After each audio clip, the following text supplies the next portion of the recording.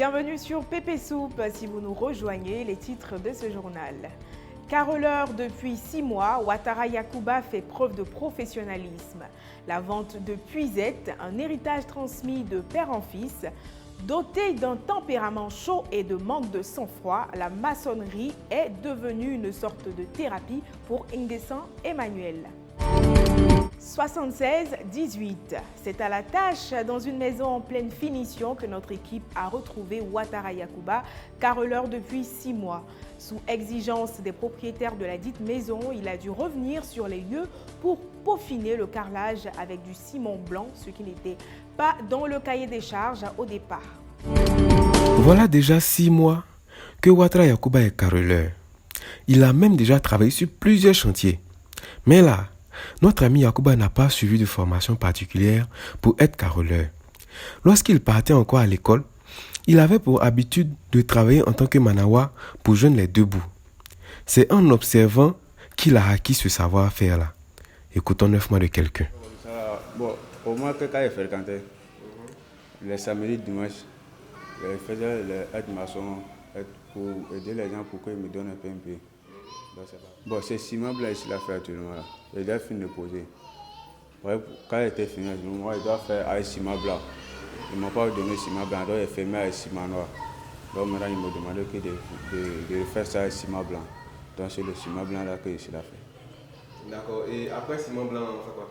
Bon, après ciment blanc là, c'est fini. C'est la peinture, ils vont venir faire. Mais la peinture est déjà faite. Donc voilà, c'est ça qui est ça. Et puis c'est ça qui est là aussi. Grâce à son sens de l'observation poussé, notre poteau Yacouba a su faire quelque chose de ses 10 doigts. C'est vrai, aujourd'hui il ne va plus à l'école, mais là, au moins, il n'est pas resté sur le carreau. C'est tout. 98 01 81 81. En Afrique, une puisette est un récipient en bois, en cuir ou en métal utilisé pour puiser de l'eau.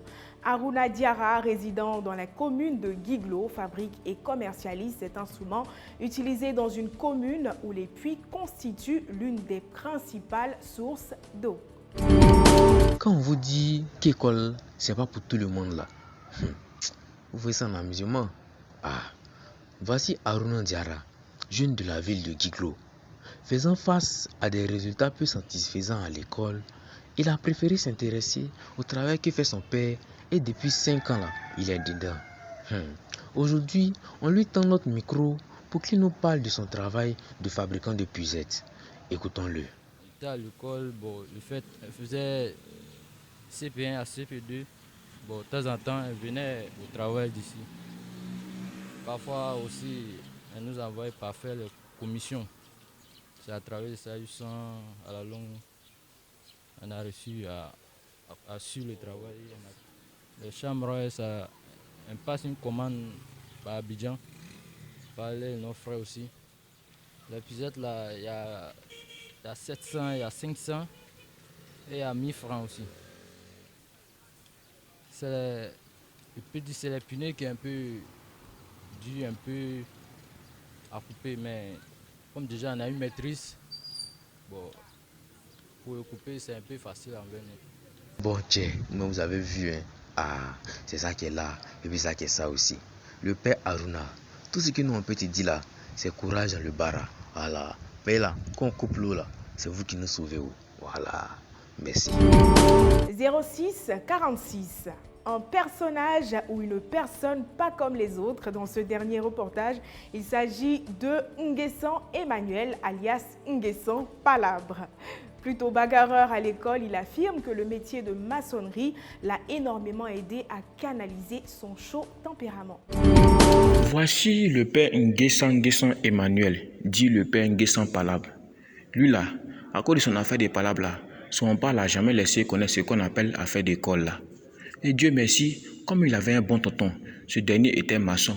Donc ce dernier le prenait pour qu'il aille se battre avec les briques de ciment, bourrettes, gravier, pelles, tout ça là.